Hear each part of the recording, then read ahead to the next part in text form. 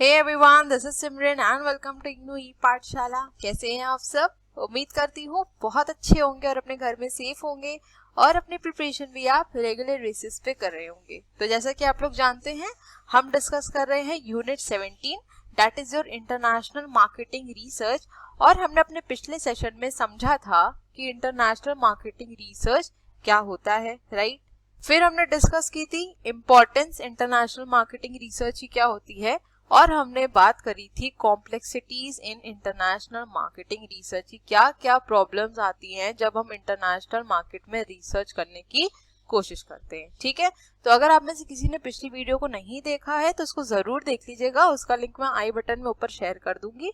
और अगर आप मेरे चैनल पे न्यू हैं तो मेरे चैनल को लाइक शेयर सब्सक्राइब करना मत भूलिएगा। बेल आइकन को भी जरूर प्रेस कर दिएगा ताकि मैं जब भी वीडियोस का अपलोड करूं उसका नोटिफिकेशन आपके पास जरूर जाए। और अगर आप में से किसी ने अभी तक मेरे इंस्टाग्राम और टेलीग्राम चैनल को फॉलो नहीं किया है तो उसको जरूर फॉलो कर लीजिएगा, क्योंकि इग्नू से रिलेटेड जो भी अपडेट्स रहती हैं वहां पे मैं रेगुलरली पोस्ट करती रहती हूँ। ठीक है, और अब आपको जो सेशन है उसकी पीडीएफ कहाँ मिलती है? टेलीग्राम चैनल पे। ठीक, तो इग्नू स्क्वाड को सब्सक्राइब करना मत भूलिएगा। तो चलिए अपने सेशन को अब स्टार्ट करते हैं। तो आज हम डिस्कस करेंगे इंटरनेशनल मार्केटिंग इंफॉर्मेशन सिस्टम के बारे में। तो हमने अपने पिछले सेशन में डिस्कस किया था इंटरनेशनल मार्केटिंग रिसर्च के बारे में, राइट? हमने वहां पे जाना था कि रिसर्च क्या होती है, किस तरह से रिसर्च करी जाती है और क्यों इतनी ज्यादा इंपॉर्टेंट होती है मार्केटिंग रिसर्च किसी भी मार्केटर के लिए। ठीक है, तो वहां पे हमने ये डिस्कस किया था कि जो भी डेटा अवेलेबल होता है मार्केट में वो जरूरी नहीं है कि उसी फॉर्म में हो जिस फॉर्म में हमें चाहिए, है ना? क्योंकि जो रिसर्च पहले कभी करी गई होगी आप उसी के बेसिस पे ही आगे की रिसर्च करते हैं, लेकिन हम ये नहीं कह सकते कि उस पूरे डेटा को हम यूज कर सकते हैं या वो पूरा डेटा हमारे लिए यूजफुल होगा, क्योंकि हमें हो सकता है उस डेटा की फॉर्म को चेंज करना पड़े, राइट?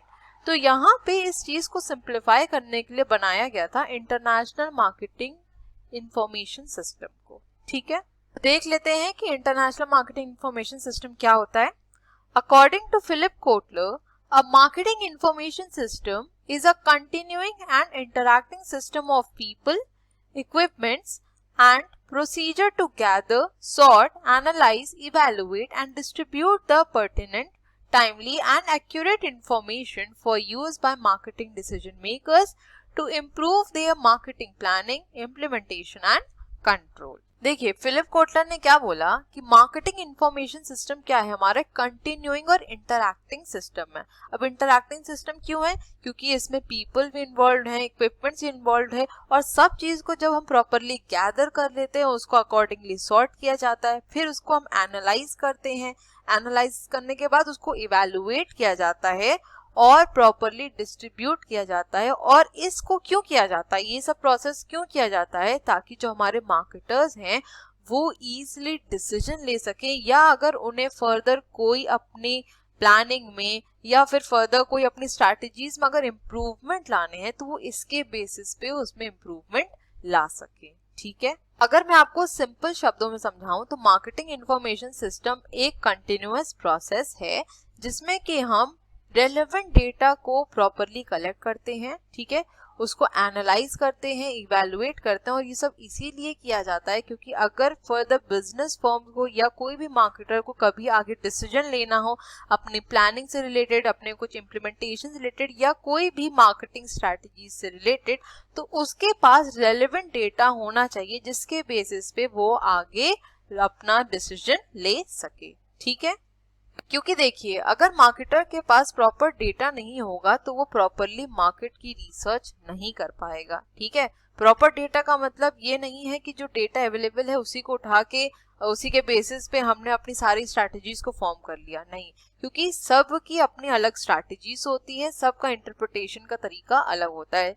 तो आपके लिए जो डेटा रेलेवेंट है वो आपको देखना इंपॉर्टेंट होगा। ठीक है, हो सकता है वो डेटा किसी और मार्केटर के लिए, किसी और डिसीजन मेकर के लिए इंपॉर्टेंट हो, लेकिन ये जरूरी नहीं कि वो आपके लिए भी इंपॉर्टेंट हो। ठीक है, तो ये मार्केटिंग इंफॉर्मेशन सिस्टम को इसीलिए फॉर्म किया गया ताकि जो भी बिजनेस ऑर्गेनाइजेशन है उसके पास एक रेलेवेंट डेटा इजिली कलेक्ट हो पाए और वो उस अकॉर्डिंग अपनी मार्केटिंग स्ट्रैटेजीज को फ्रेम कर पाए। ठीक है, Marketing information system is a broader and more encompassing term than market research and a variation of the term management information system.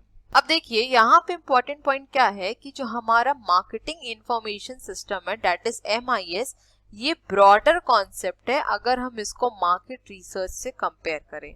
और मेरे ख्याल से अब आपको ये समझ में आ गया होगा कि ये ब्रॉडर कॉन्सेप्ट क्यों है, क्योंकि मार्केट रिसर्च में जो डेटा अवेलेबल होता है वो हर तरह का डेटा अवेलेबल होता है, लेकिन यहाँ पे जब हम मार्केटिंग इंफॉर्मेशन सिस्टम की बात करते हैं तो यहाँ पे एक प्रॉपर प्रोसेस के अंदर काम हो रहा है ना। तो आपके पास जो इम्पोर्टेंट चीज है, आपके लिए जो इम्पोर्टेंट चीज है वही आपको यहाँ पे प्रोवाइड हो रही है, इसलिए इसको ब्रॉडर कॉन्सेप्ट माना गया है। ठीक, तो marketing information system that is MIS is a structure of people, equipment and procedures used to gather, analyze and distribute information required by an organization। ठीक है, सो आई होप आपको ये मतलब समझ में आ गया होगा कि इंटरनेशनल मार्केटिंग इंफॉर्मेशन सिस्टम है क्या।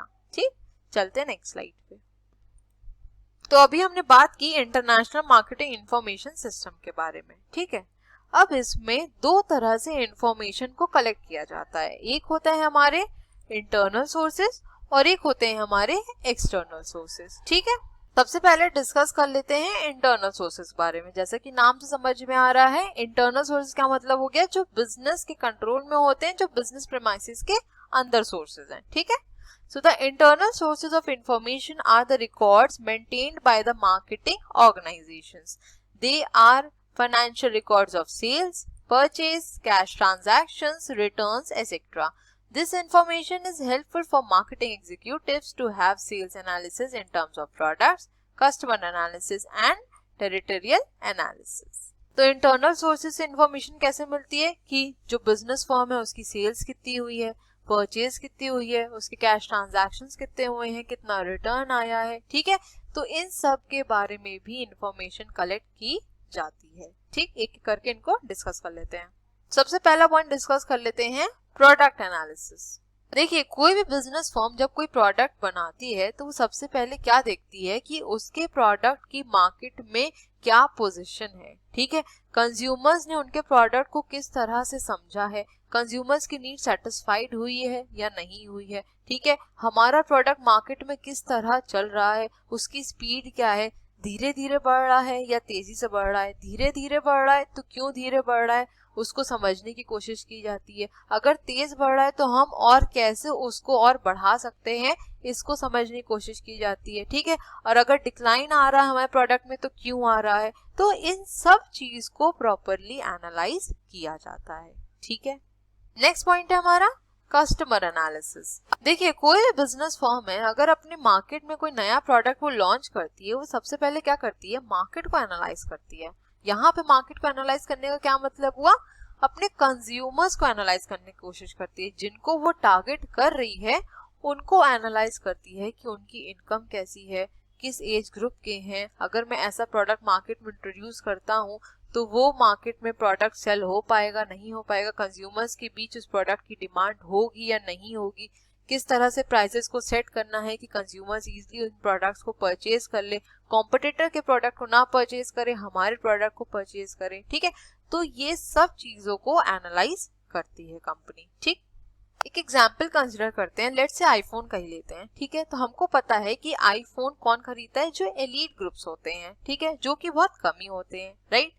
अब अगर बिजनेस फर्म क्या करे, कोई ऐसे कंज्यूमर्स को पिच करना शुरू कर दे, ऐसे कंज्यूमर सेगमेंट को पिच करे जिनकी इनकम कम है। ठीक है, तो क्या वहां पे आईफोन आपका सेल हो पाएगा इजीली? नहीं हो पाएगा, क्योंकि जहां पे लोग ये चाहते हैं कि उनको 5,000 का फोन मिल जाए और उसमें सारी फैसिलिटी हो, तो आप अगर उनको 50,000 का फोन पिच करेंगे, 1 लाख का फोन पिच करेंगे, तो क्या वो परचेज करेंगे? कभी नहीं करेंगे, राइट। तो इसीलिए कोई भी अगर प्रोडक्ट मार्केट में नया इंट्रोड्यूस किया जाता है तो सबसे पहले क्या एनालाइज किया जाता है, कंज्यूमर्स के बारे में पूरी नॉलेज ली जाती है कि जिस मार्केट में हम अपने प्रोडक्ट को लॉन्च करने जा रहे हैं वहाँ के कंज्यूमर्स किस तरह प्रोडक्ट को रिसीव करते हैं, किस तरह प्रोडक्ट को लेते हैं। ठीक है, उनकी इनकम क्या है, कौन क्या एज ग्रुप है, किस प्राइस पे, किस पर्टिकुलर प्राइस पे वो प्रोडक्ट को इजीली परचेज कर सकते हैं। अगर मार्केटर को लगता है कि उसको स्विच करने की जरूरत है तो वो जब मार्केट को प्रॉपरली एनालाइज कर लेता है तो वो इजीली अपनी ऑपरेटिंग एबिलिटी को दूसरे एरियाज में शिफ्ट कर सकता है जहां पे वो अपनी परफॉर्मेंस को भी एनहांस कर ले। ठीक, नेक्स्ट पॉइंट है हमारा टेरिटोरियल एनालिसिस। अब देखिए, जो मार्केट रिसर्च करी जाती है वो सिर्फ इसलिए नहीं करी जाती कि हमें कोई प्रोडक्ट मार्केट में नया इंट्रोड्यूस करना है तो हमें मार्केट की रिसर्च करनी है। उस समय तो रिसर्च करना जरूरी होता ही है, लेकिन एक कंटिन्यूअस बेसिस पे जब रिसर्च होती रहती है, मार्केट के बारे में आपको पूरी नॉलेज मिलती रहती है, तो आपका जो बिजनेस है ना वो आराम से ग्रो करता जाता है, राइट। तो जब आप रेगुलर बेसिस पे अपनी मार्केट को प्रॉपरली एनालाइज करते हैं तो आपको ये रियलाइज होता है, आपको ये समझ में आता है कि आपके कौन से ऐसे प्रोडक्ट्स हैं जो मार्केट में इजीली सेल हो जा रहे हैं और कौन से ऐसे प्रोडक्ट हैं जिनकी सेल्स डिक्लाइन कर रही है। तो जो बिजनेस फर्म है वो मेजर एम्फेसिस कहाँ देगी? वहां पे देगी जहां पे उसके प्रोडक्ट डिक्लाइन करी, जहां पे उसकी सेल डिक्लाइन करी है ना, वहां पे वो एक्स्ट्रा एफर्ट लगाने की कोशिश करेगी, क्योंकि जो प्रोडक्ट इजीली सेल हो जा रहे हैं, जहां पे सेल्स पर्सन की जरूरत भी नहीं पड़ रही है, कंज्यूमर इजी प्रोडक्ट को ले रहा है, तो वहां पे इतना एफर्ट डालने की जरूरत नहीं है, राइट। लेकिन जहां पे प्रोडक्ट इजीली सेल नहीं हो पा रहा है, जो प्रोडक्ट की डिमांड गिर रही है, मार्केट गिर रही है, वहां पे एक्स्ट्रा एफर्ट डालना पड़ेगा, सेल्समैनशिप अलग लगानी पड़ेगी, है ना, वहां पे अलग स्ट्रैटेजीज को फॉर्म करना पड़ेगा ताकि हम अपने प्रोडक्ट को और ज्यादा बढ़ा सके, अपने प्रोडक्ट की सेल्स को और ज्यादा इनहांस कर सके। ठीक, अब जैसे यहाँ पे अगर मैं पतंजलि का एग्जांपल लूं तो पतंजलि के कुछ प्रोडक्ट्स ऐसे हैं जो इजीली मार्केट में सेल हो जाते हैं, ठीक है, और कुछ प्रोडक्ट्स ऐसे हैं जो इजीली मार्केट में नहीं सेल हो पाते, तो वहां पे सेल्समैन की जरूरत पड़ती है। ठीक, अब जैसे प्रोडक्ट की अगर मैं बात करूं तो एलोवेरा जेल अगर आप देखते होंगे तो एलोवेरा जेल पतंजलि का बहुत ज्यादा सेल होता है। कभी कभी ऐसी सिचुएशन रहती है कि आउट ऑफ स्टॉक हो जाता है, मिलता भी नहीं है, तो यहाँ पे सेल्स पर्सन की जरूरत नहीं है क्योंकि उनको पता है कि ये प्रोडक्ट हमारा इजीली मार्केट में सेल हो जाएगा, राइट। यहाँ पे उनको इतना एफर्ट डालने की भी जरूरत नहीं पड़ेगी। ठीक, अब अगर दूसरे प्रोडक्ट की बात करूं, लेट्स से मैगी का एग्जांपल लें, ठीक है, आटा मैगी शायद से वो सेल करते हैं जितना मुझे पता है, तो उसका जो टेस्ट है वो कंज्यूमर्स को इतना ज्यादा नहीं अच्छा लगा, तभी वो प्रोडक्ट मार्केट में इतना सेल नहीं हो पाया, है ना। तो वहां पे सेल्समैन क्या करता है, आपको पिच करने की कोशिश करता है, आपको समझाने की कोशिश करता है कि आपके लिए बहुत ज्यादा हेल्दी है, बाहर जो मैगी आती है वो आपकी हेल्थ को नुकसान पहुंचा सकती है, लेकिन ये आटा मैगी है, ये आपकी हेल्थ को नुकसान नहीं पहुंचाएगी, ठीक है। तो इन ऑल उसकी क्या कोशिश रहती है कि किसी तरह आप प्रोडक्ट को परचेज कर ले, है ना, कि उनको ये पता है कि एलोवेरा जेल में उन्हें इतना एफर्ट डालने की जरूरत नहीं है उसको सेल करने की, लेकिन उनको ये भी पता है कि अगर मैंने मैगी के लिए इतना ज्यादा पिच नहीं किया तो मेरी मैगी नहीं सेल हो पाएगी, है ना। तो अपने जो वीक एरियाज हैं, जहाँ पे जिस प्रोडक्ट की सेल्स गिर रही है वहां पे ज्यादा एफर्ट डालना पड़ता है, और जो प्रोडक्ट्स इजीली मार्केट में सेल हो रहे हैं वहां पे इतना ज्यादा एफर्ट डालने की जरूरत नहीं पड़ती है। तो ये भी कैसे पता चला, जब इन्होंने मार्केट को एनालाइज किया तभी पता चला, है ना। तो आई होप ये पॉइंट समझ में आया। और मैं एक चीज और बता दूं कि ये सिर्फ मैंने एग्जाम्पल देने के लिए ही बोला है, ठीक है, प्लीज कोई बुरा मत मानना, कोई ऑफेंड मत फील करना कि मैम ने कैसे बोल दिया ये सब, ठीक है, ये सिर्फ मेरा अपना एनालिसिस था इसलिए मैंने बोल दिया, ठीक है। चलो नेक्स्ट पॉइंट देखें, invoices, shipment records, salesman's report etcetera. अब देखिए, बिजनेस फर्म में कोई भी रिपोर्ट अगर बनाई जाती है तो वो किसी मोटिव से बनाई जाती है ना, ऐसा तो है नहीं किसी वैसी रिपोर्ट बना ली, कोई मकसद होता है ना, कोई मोटिव होता है। अब अगर सेल्समैन रिपोर्ट की बात करूं तो ये किस लिए बनाई जाती है, ये देखने के लिए कि ऑल ओवर पीरियड में हमारी कंपनी ने कितनी सेल्स जनरेट करी है, राइट। जब हमें पता चल गया कि हमने कितनी सेल्स जनरेट कर ली तो हम अपनी पास्ट परफॉर्मेंस से उसको कंपेयर करने की कोशिश करते हैं, है ना, देखते हैं कि हमने पास्ट में ज्यादा अच्छा किया कि प्रेजेंट में ज्यादा अच्छा किया। अगर हमने पास्ट में ज्यादा अच्छा किया था तो प्रेजेंट में क्यों नहीं अच्छा हो पाया, इसको एनालाइज करते हैं। ठीक, अगर पास्ट में जो परफॉर्म किया था और प्रेजेंट में जो परफॉर्म किया, प्रेजेंट वाली परफॉर्मेंस हमारी ज्यादा अच्छी है, तो वो भी देखने की कोशिश करते हैं कि हमने पास्ट में ऐसी क्या गलती करी थी जो हमने प्रेजेंट में इम्प्रूव कर ली, ठीक है। तो ये सब प्रॉपरली एनालाइज किया जाता है। ठीक, लास्ट पॉइंट क्या कह रहा है, balance sheet of the firm. अब जो फर्म की बैलेंस शीट होती है वो भी एक सोर्स होती है, ठीक है। वो क्यों होती है, सीधी बात है कि बैलेंस शीट क्या होती है हमारी, एक स्टेटमेंट होती है जहाँ पे हम सारे फाइनेंशियल ट्रांजैक्शंस को रिकॉर्ड करते हैं। जब फाइनेंशियल ट्रांजैक्शंस को रिकॉर्ड करते हैं तो हमें अपने बिजनेस के बारे में पूरी इंफॉर्मेशन मिल जाती है कि हमारे बिजनेस ने किस तरह से परफॉर्म किया एक पर्टिकुलर टाइम पीरियड के अंदर।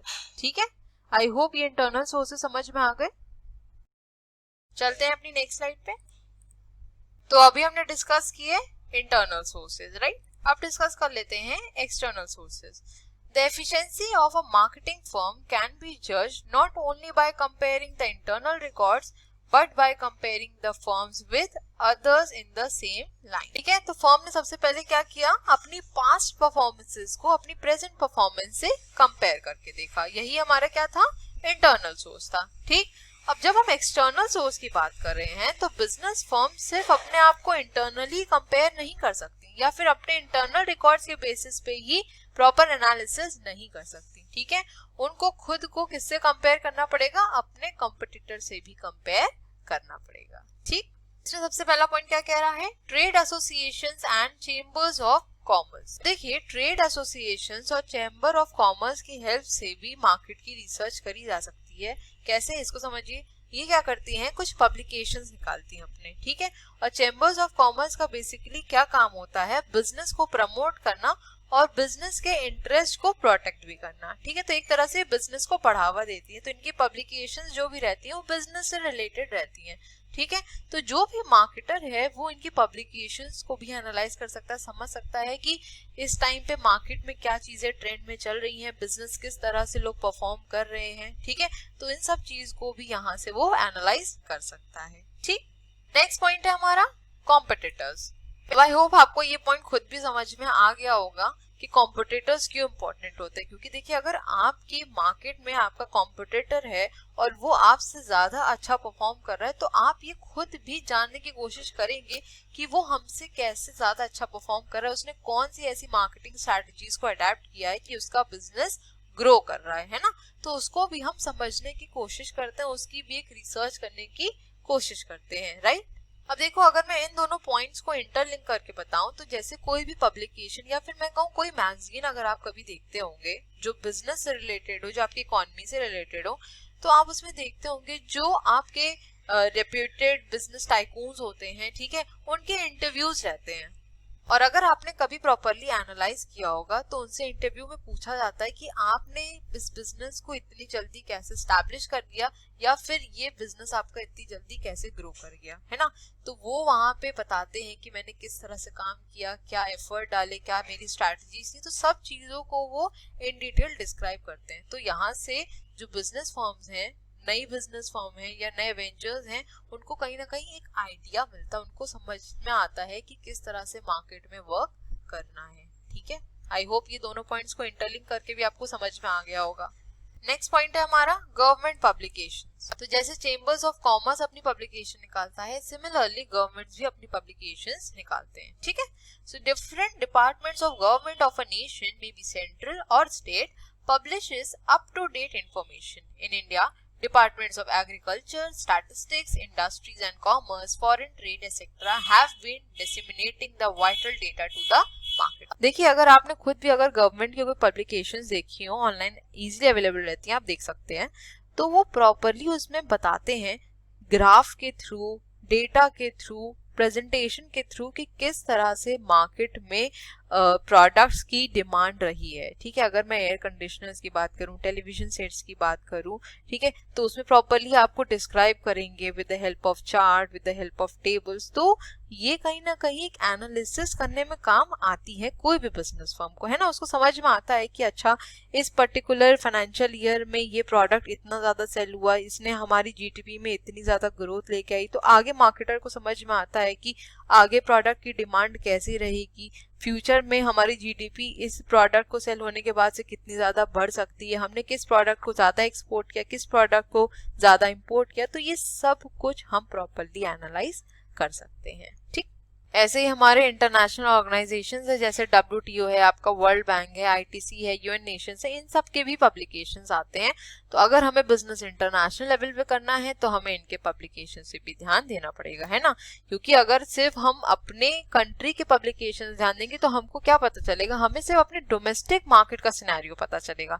लेकिन हम यहाँ पे किसकी बात कर रहे हैं, इंटरनेशनल मार्केट की बात करते हैं। जो हम इंटरनेशनल मार्केट की बात कर रहे हैं तो हमें इंटरनेशनल ऑर्गेनाइजेशंस के जो भी पब्लिकेशंस हैं उनको भी ध्यान देना पड़ेगा, ठीक।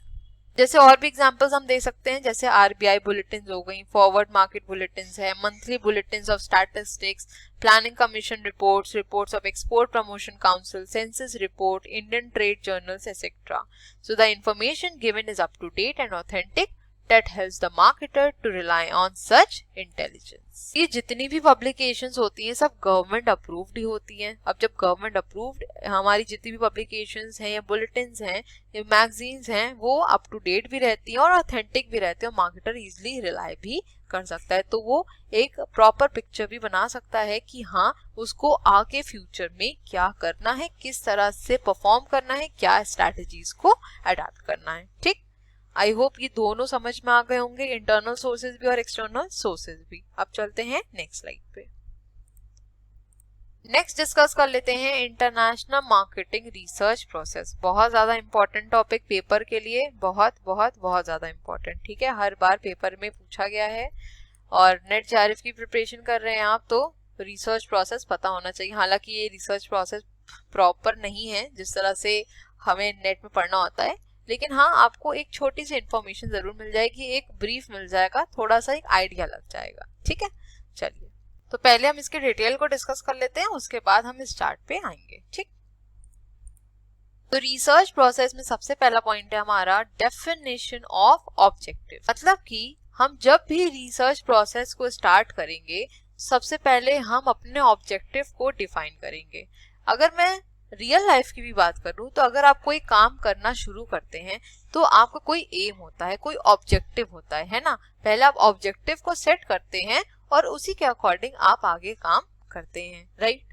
So the first step in research process is a clear definition of objective for which research is being undertaken, such as understanding the basis of preference of consumers, the nature, extent and source of competition, etc. Unless the objectives are clearly defined, it will rather be difficult to identify the nature and sources of information and data और select the right technique of information collection. तो देखिए कोई भी business firm अगर market research करने जा रही है तो उसको सबसे पहले अपने ऑब्जेक्टिव के बारे में पूरी तरह से पता होना चाहिए। उसको ये चीज एकदम क्लियर होनी चाहिए, एक माइंड में एक पिक्चर क्लियर होनी चाहिए कि उसका क्या ऑब्जेक्टिव है, ठीक है।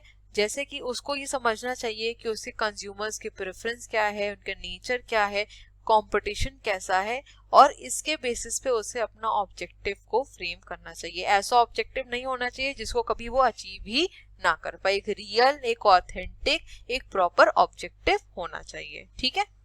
नेक्स्ट पॉइंट है हमारा डिटरमाइनिंग इंफॉर्मेशन रिक्वायरमेंट। अब बिजनेस फर्म ने ये डिसाइड कर लिया कि उसका ऑब्जेक्टिव क्या है, उसको एकदम क्रिस्टल क्लियर है। नेक्स्ट क्या आता है कि जब हमें पता है कि हमें क्या अचीव करना, हमारा क्या ऑब्जेक्टिव है, तब उसके बाद वो उससे रिलेटेड इंफॉर्मेशन को कलेक्ट करने की कोशिश करता है, उसकी रिलेटेड इंफॉर्मेशन को गैदर करने की कोशिश करता है, ठीक है। अब यहाँ पे इंफॉर्मेशन हर तरह की मिल सकती है। ऐसी इंफॉर्मेशन भी मिल सकती है जो कि इम्पोर्टेंट है और ऐसी इंफॉर्मेशन भी मिल सकती है जो कि इम्पोर्टेंट नहीं है। तो यहाँ पे बिजनेस फर्म का क्या मेन फोकस होना चाहिए, जो इंफॉर्मेशन उसके लिए ज्यादा इम्पोर्टेंट है। और ये बिजनेस फर्म कब रियलाइज कर पाएगा, कब एनालाइज कर पाएगा कि ये इंफॉर्मेशन उसके लिए इम्पोर्टेंट है, जब उसके माइंड में अपने ऑब्जेक्टिव की पिक्चर क्लियर होगी, जब उसको ये पता होगा प्रॉपरली कि उसे एग्जैक्टली क्या करना है, क्या चीज अचीव करनी है, उसका ऑब्जेक्टिव क्या है। उसी के बेसिस पे वो प्रॉपरली जो भी इम्पोर्टेंट डेटा है उसको कलेक्ट कर पाएगा, ठीक है। नेक्स्ट स्टेप क्या आता है, सिलेक्शन ऑफ मेथोडोलॉजी। तो सबसे पहला पॉइंट क्या था कि हमें अपने ऑब्जेक्टिव को क्लियरली डिफाइन करना चाहिए, हमें पता होना चाहिए कि हमें क्या अचीव करना है, ठीक। नेक्स्ट जब हमें ऑब्जेक्टिव का पता चल गया तब उसके बाद क्या होगा, हमें उससे रिलेटेड इंफॉर्मेशन को कलेक्ट करना है। अब जो रेलेवेंट इंफॉर्मेशन है उसको अपने तक रखना है, जो इररेलेवेंट है उसको जाने देना है। ठीक, नेक्स्ट पॉइंट बोल रहा है सिलेक्शन ऑफ मेथोडोलॉजीज। अब हमने ये तो डिसाइड कर लिया कि हमें क्या इंफॉर्मेशन चाहिए, लेकिन हमें किस तरह से उसे कलेक्ट करना है ये भी तो देखना जरूरी है ना। अब देखिए, इंफॉर्मेशन को कलेक्ट करने के दो सोर्स होते हैं, ठीक है। एक होता है हमारा प्राइमरी सोर्स और एक होता है हमारा सेकेंडरी सोर्स, ठीक है। इनको हम आगे के चैप्टर्स में डिटेल में डिस्कस करेंगे, लेकिन यहाँ पे एक ब्रीफ दे देती हूँ। देखिए, प्राइमरी डेटा क्या होता है, वो डेटा जिसको हम पहली बार कलेक्ट कर रहे होते हैं, जो ऑलरेडी मार्केट में एग्जिस्ट नहीं करता है, ठीक है। जैसे कि आप कभी कोई सर्वे करने गए, ठीक है, तो वो क्या हुआ, प्राइमरी डेटा हुआ, ठीक है। वो डेटा ऑलरेडी मार्केट में तो था नहीं ना, आपने खुद से जाके सर्वे किया, ठीक, ये हुआ हमारा प्राइमरी डेटा या प्राइमरी सोर्स ऑफ इंफॉर्मेशन, ठीक। अब अगर मैं सेकेंडरी सोर्स की बात करूं, जैसे आपके गवर्नमेंट पब्लिकेशंस हो गए, जर्नल्स हो गए, ठीक है, चैम्बर्स ऑफ कॉमर्स के जैसे पब्लिकेशन से, तो ये सब क्या होते हैं, हमारे सेकेंडरी सोर्स ऑफ इंफॉर्मेशन होते हैं, जो डेटा ऑलरेडी मार्केट में एग्जिस्ट कर रहा है, ठीक। तो अब ये डिसाइड करना कि हम किस मेथड के थ्रू अपने डेटा को कलेक्ट करेंगे, प्राइमरी सोर्स के थ्रू या सेकेंडरी सोर्स के थ्रू, ये भी बहुत इंपॉर्टेंट होता है, ठीक है।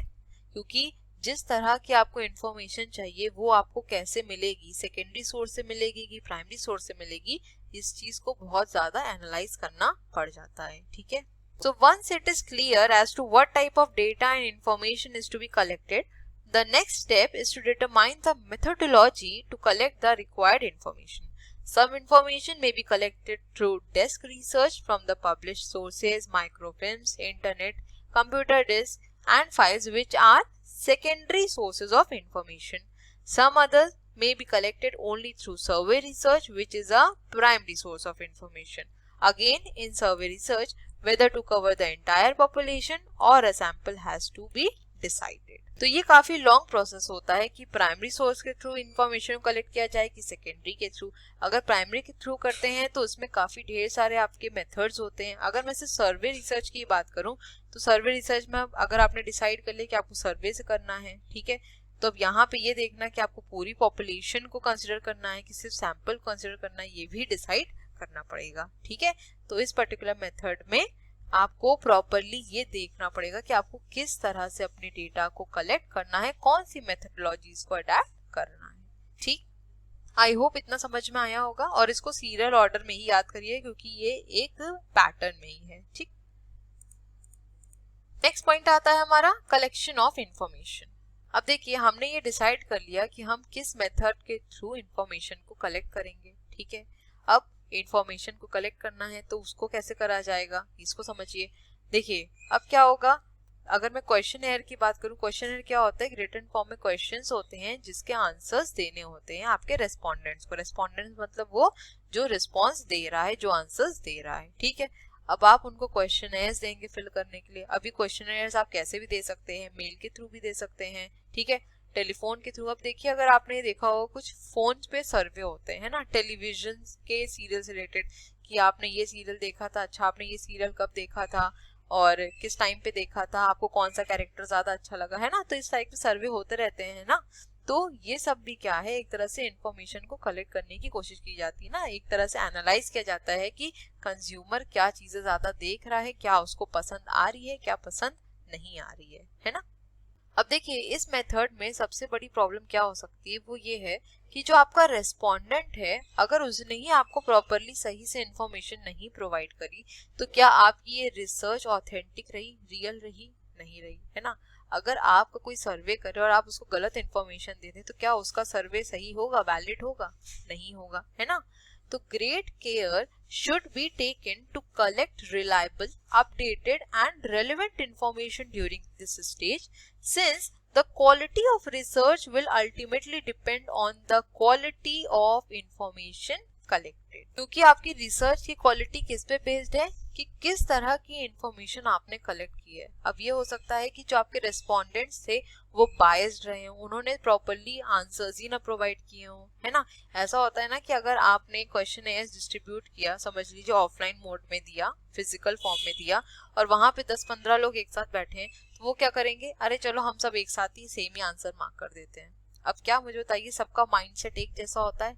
नहीं होता है। सबका सोचने का तरीका अलग होता है, क्वेश्चन को इंटरप्रेट करने का तरीका अलग होता है। तो अगर वो अलग अलग बैठ के प्रॉपरली क्वेश्चन को ढंग से समझ के देते तो हो सकता है उनके आंसर्स वेरी करते, लेकिन उन्होंने क्या किया, एक साथ दे दिया। तो कहीं ना कहीं आपको जो इन्फॉर्मेशन मिलेगी वो उतनी ऑथेंटिक नहीं मिलेगी। तो आपकी जो ये रिसर्च रही वो उतनी अच्छी क्वालिटी बेस्ड नहीं हो पाई, है ना।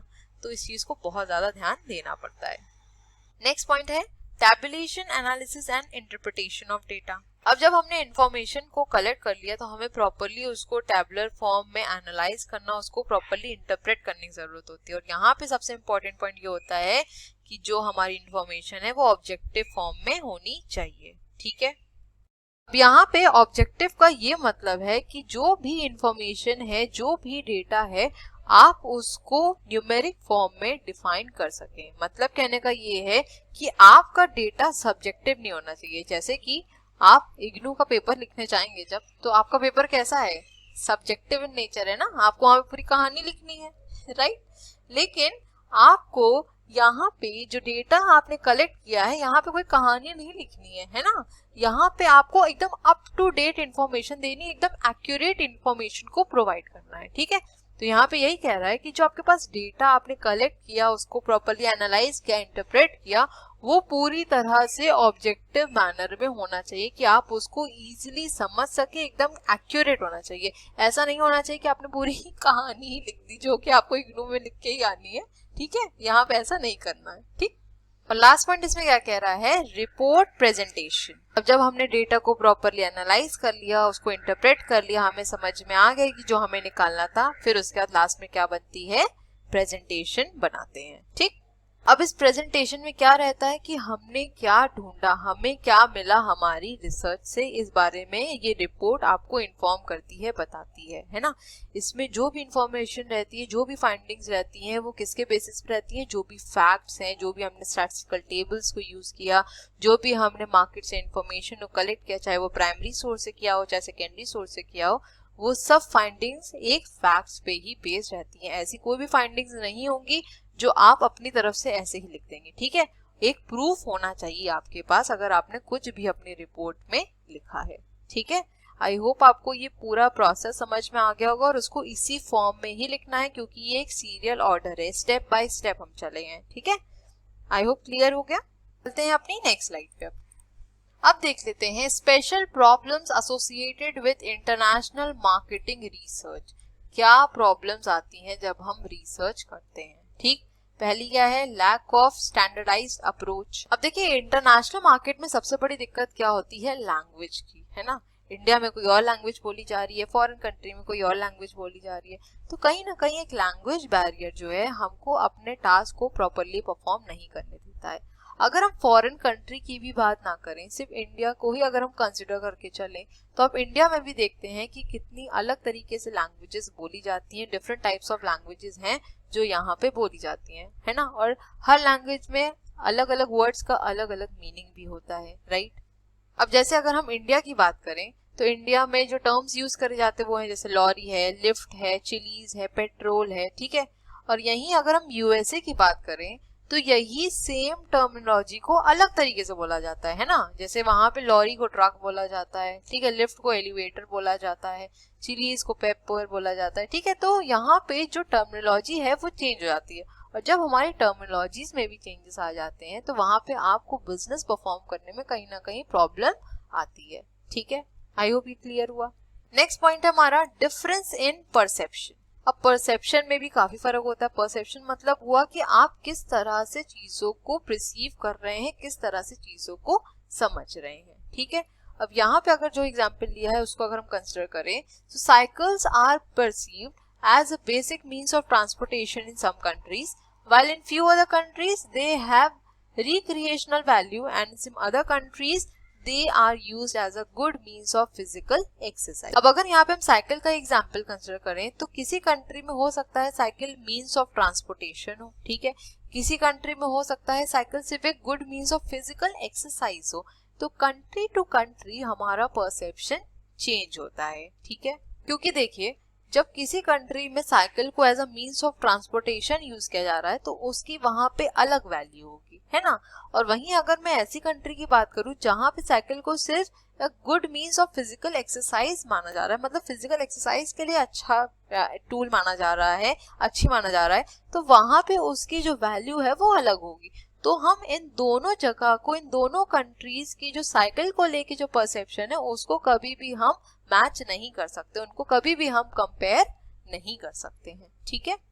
नेक्स्ट पॉइंट क्या कह रहा है, कॉन्सेप्चुअल डिफरेंसेस। तो अभी हमने ये डिस्कस किया कि जो परसेप्शन है वो कंट्री टू कंट्री डिफर करता है। सिमिलरली जो कॉन्सेप्चुअल डिफरेंसेस हैं वो भी कहीं ना कहीं इंटरनेशनल मार्केट में देखे जा सकते हैं।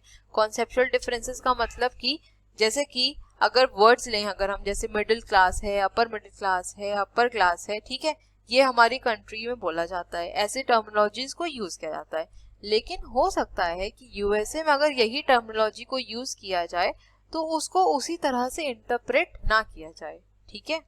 हो सकता है जो मिडिल क्लास की मीनिंग है इंडिया में वो यूएसए में सेम मीनिंग ना हो, यूएसए में मिडिल क्लास का मतलब कुछ अलग हो। अब आपको क्या पता है कि आप मिडिल क्लास का क्या मतलब समझते हैं इंडिया में, और आपने वही टर्म को यूएसए में भी यूज कर लिया, लेकिन हो सकता है यूएसए में उसको अलग तरीके से इंटरप्रेट किया जाता हो, राइट। तो यहाँ भी हम इन दोनों टर्मिनोलॉजीज को कभी भी कंपेयर नहीं कर सकते, क्योंकि जो हम इंटरप्रेट कर रहे हैं जरूरी नहीं है कि फॉरेन कंट्री भी उस वर्ड को उसी तरह से इंटरप्रेट करे। तो ये भी एक क्या बन सकता है, एक बड़ी प्रॉब्लम बन सकता है हमारे मार्केट रिसर्च में, ठीक। चलते हैं अपनी नेक्स्ट स्लाइड पे। नेक्स्ट है हमारा errors in selection of sample. अब देखिए सैंपल को कलेक्ट करने में अगर आपने गलती कर दी तो आपकी जो रिसर्च है वो कभी भी सही नहीं हो सकती है, ठीक है। अब सैंपल का मतलब मेरे ख्याल से आप लोगों को पता होगा, अगर पूरी पॉपुलेशन है, ठीक है, उसमें से आपने कुछ पर्सन्स को या कुछ आइटम्स को रैंडमली जब सेलेक्ट कर लिया, वो होते हैं हमारे सैंपल्स। अब सैंपल यहाँ पे मेजर रोल इसलिए प्ले करता है क्योंकि जो आपका सैंपल है ना वो आपकी पॉपुलेशन को डिफाइन करता है, आपकी पॉपुलेशन की जो कैरेक्टरिस्टिक्स होती हैं वो आपके सैंपल के अंदर होनी चाहिए, ठीक। अब लेट्स से आपको एक डेटा दिया गया था, ठीक है, और आपको जो सैंपल कलेक्ट करना था वो कलेक्ट करना था 15 से 20 इयर्स के पर्सन्स का, ठीक। अब आपने क्या किया, जो पॉपुलेशन थी, जो पूरी पॉपुलेशन थी, आपने उसमें से सैंपल कलेक्ट किए वो 15 से 20 इयर्स वालों के थे ही नहीं। तो आप मुझे बताइए क्या आपका ये सैंपल जो आपने सेलेक्ट किया वो सही है? जब आपका सैंपल ही नहीं सही है तो ऑब्वियस सी बात है कि आपके सैंपल्स में एरर होंगे। जब सैंपल्स में एरर है तो आपकी रिसर्च कभी भी सही नहीं होगी, ठीक है।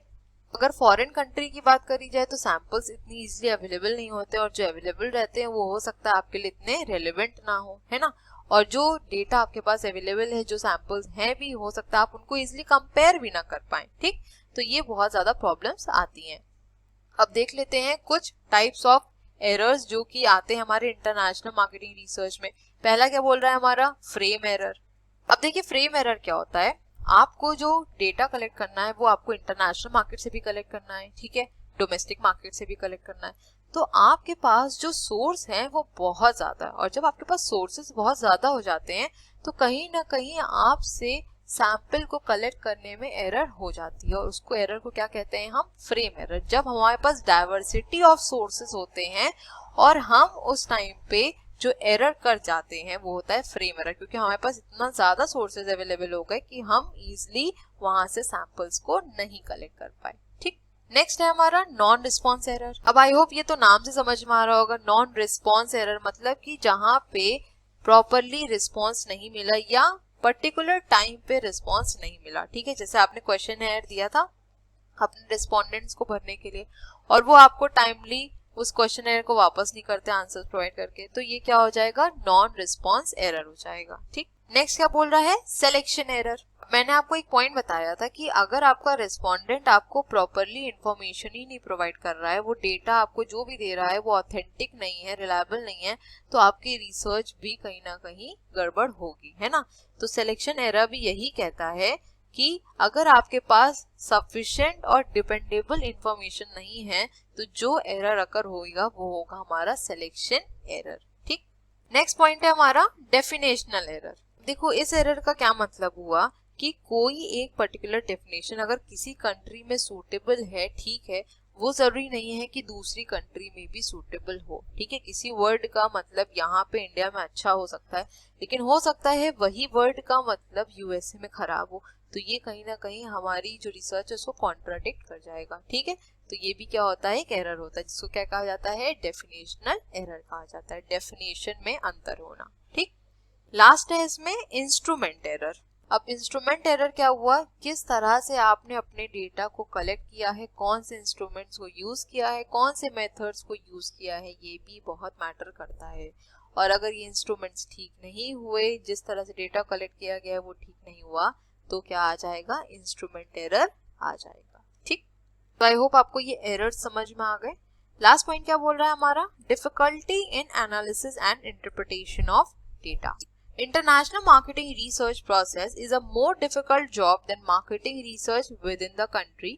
Data and information gathered in international marketing research may have to be subjected to some adjustments or weighting before they are analyzed and interpreted. So data को properly analyze करना, उसे interpret करना अपने में ही एक बहुत challenging task होता है। और अगर हम इंटरनेशनल मार्केट की बात करें तो ये और ज़्यादा चैलेंजिंग हो जाता है, क्योंकि हमारी जो डोमेस्टिक मार्केट की जो सिनेरियो रहती है, जो कंडीशन रहती है, उससे हम फिर भी फेमिलियर होते हैं, लेकिन इंटरनेशनल मार्केट से हम एकदम भी फेमिलियर नहीं होते हैं। तो वहाँ पे डेटा को प्रॉपरली कलेक्ट करना, उसको फिर एनालाइज करना, इंटरप्रेट करना is not an easy task. ठीक है, सो आई होप यहाँ तक क्लियर हो गया। तो आज का हमारा सेशन यहीं तक था और आपका ये यूनिट भी फिनिश हो जाता है। ठीक है, यूनिट 17 आपका कंप्लीट हो जाता है। अब मिलेंगे अपने नेक्स्ट वीडियो में और डिस्कस करेंगे न्यू यूनिट को। ठीक, so thank you so much for watching. Please channel को लाइक शेयर सब्सक्राइब करना मत भूलिएगा। बेल आइकन को भी जरूर प्रेस कर दिएगा ताकि मैं जब भी वीडियोस का अपलोड करूं उसका नोटिफिकेशन आपके पास जरूर जाए। अपने फीडबैक्स भी प्रोवाइड करिएगा कि वीडियोस कैसी लग रही हैं और अगर कुछ इम्प्रूवमेंट की जरूरत है तो बिल्कुल बताइएगा। ठीक है, तो मिलेंगे अपने नेक्स्ट वीडियो में। Till then stay safe, stay healthy, bye bye, take care.